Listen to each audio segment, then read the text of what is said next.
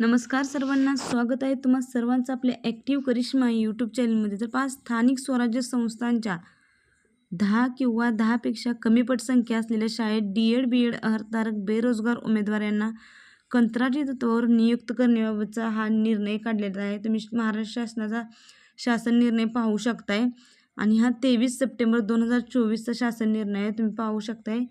तर पहा, राज्यात 10 किंवा 10पेक्षा कमी पटसंख्या असलेल्या शाळांमध्ये नियुक्त करावयाच्या 2 शिक्षकांपैकी एक शिक्षक हा सेवानिवृत्त शिक्षक नियुक्ती करावयाची तरतूद करण्यात आलेली आहे. यानुसारच कमी पटसंख्या असलेल्या सर्व शाळांना सेवानिवृत्त शिक्षक उपलब्ध होत असतील असे नाही आहे. तर तसे राज्यात डी.एड. बी.एड. अर्हताधारक पात्र बेरोजगार उमेदवारांची संख्या मोठ्या प्रमाणात असताना सेवानिवृत्त शिक्षकांची नियुक्ती करणे हे उचित होणार नाही.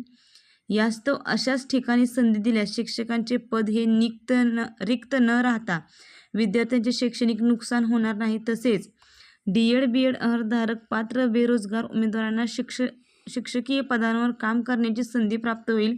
यास्तव 10पेक्षा कमी पटसंख्या असलेल्या शाळांमध्ये डी.एड. बी.एड. अर्हताधारक पात्र उमेदवारांना नियुक्ती देण्याबाबतची शासनाच्या विचाराधीन होती आणि एकूणच शासनाने त्याचा निर्णय काढलेला आहे. आणि या निर्णयामध्ये जे सेवानिवृत्त शिक्षकांची नियुक्ती होणार होती ती नियुक्ती कॅन्सल केलेली आहे आणि आता नवीन डी.एड. बी.एड. धारक जे उमेदवार आहेत त्यांना यामध्ये संधी देण्यात आलेल्या आहेत. पहा, तर शासन निर्णय काय आहे आपण पाहूया. स्थानिक स्वराज्य संस्थांमध्ये 20 व 20पेक्षा कमी पटसंख्या असलेल्या शाळांमधील मंजूर करण्यात आलेल्या 2 शिक्षकांपैकी एक शिक्षक सेवानिवृत्त शिक्षक किंवा डी.एड. बी.एड. अर्हताधारक बेरोजगार शिक्षक यामधून नियुक्त करण्याबाबत शासन निर्णय हा निर्गमित करलेला आला होता. तर तो शासन निर्णय 5 सप्टेंबर 2024ला घेण्यात आला होता. पहा, आणि स्थानिक स्वराज्य संस्थांच्या 10 व 10पेक्षा कमी पटसंख्या असलेल्या शाळांमध्ये मंजूर करण्यात आलेल्या 2 शिक्षकांपैकी एका पदावर डी.एड. बी.एड. अर्हताधारक बेरोजगार उमेदवारांची नियुक्ती करण्यात यावी. याबाबत सर्वसाधारण तरतूद पुढील प्रमाणे विहित करण्यात येत आहे. आणि आता या शासन निर्णयानुसार जे डी.एड. बी.एड. जे रिटायर शिक्षक होते तर त्यांना आता यामध्ये संधी भेटणार नाही. तर यामध्ये फक्त आता जे बेरोजगार युवक युवती डी.एड. बी.एड. धारक आहेत त्यांनाच इथं आता अर्ज करता येणार आहे. पहा, डी.एड. बी.एड. अर्हताधारकांसाठी काही वयोमर्यादासुद्धा शासनाने लागू केलेली आहे.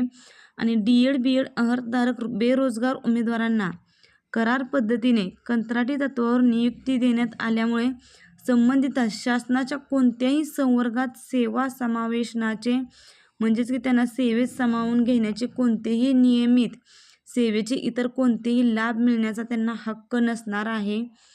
हे फक्त कॉन्ट्रॅक्टमध्ये भरती होणार आहे, त्यामुळे त्यांना शासनाचे इतर कोणतेही लाभ भेटणार नाहीत. पहा, सुरुवातीला नियुक्तीचा कालावधी 1 वर्षाकरिताच असेल, परंतु त्यानंतर गुणवत्ता व योग्यतेच्या आधारावर आवश्यकतेनुसार सदर नियुक्तीचे वाढीव कालावधीकरता दरवर्षी नूतनीकरण करता येईल. बघा, तुम्हाला फक्त इथे 1 वर्षासाठी कॉन्ट्रॅक्ट तुमचा केला जाणार आहे, म्हणजेच की 1 वर्षासाठीच करार केला जाणार आहे.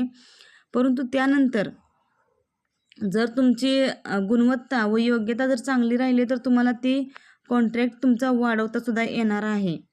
तर प्रतिमाह तुम्हाला 15,000 रुपये हे मानधन भेटणार आहे. इतर कोणतेही लाभ भेटणार नाही, फक्त प्रतिमाह 15,000 रुपये मानधन फक्त भेटणार आहे. आणि वार्षिक एकूण रजा ह्या 12 रजा मंजूर असणार आहेत. आणि 12पेक्षा जर जास्त रजा घेतल्या तर ते विना मानधनी म्हणजेच की विना वेतन असणार आहेत आणि कोणतेही प्रशासकीय अधिकार नसणार आहेत. बघा, ही कॉन्ट्रॅक्ट भरती असल्यामुळे त्यांना इतर कोणतेही प्रशासकीय अधिकार नसणार आहेत.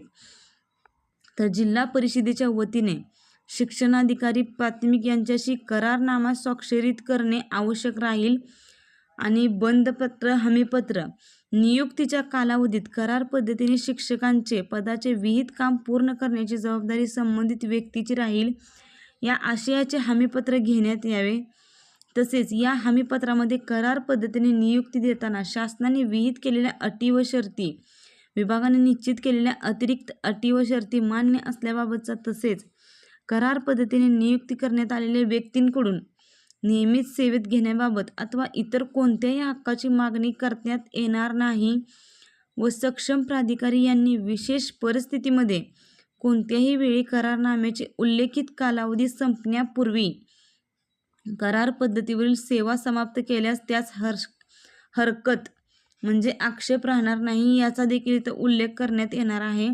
म्हणजे एकूणच तुमच्याकडून जे हमीपत्र लिहून घेण्यात येणार आहे त्या हमीपत्रामध्ये या सर्व बाबी असणार आहेत. पहा, अध्यापनाचे तास कसे असणार आहेत हे आपण पाहूया. बघा, अध्यापनाचे तास हे नियमित जे शिक्षकांप्रमाणे असतात तसेच असणार आहेत.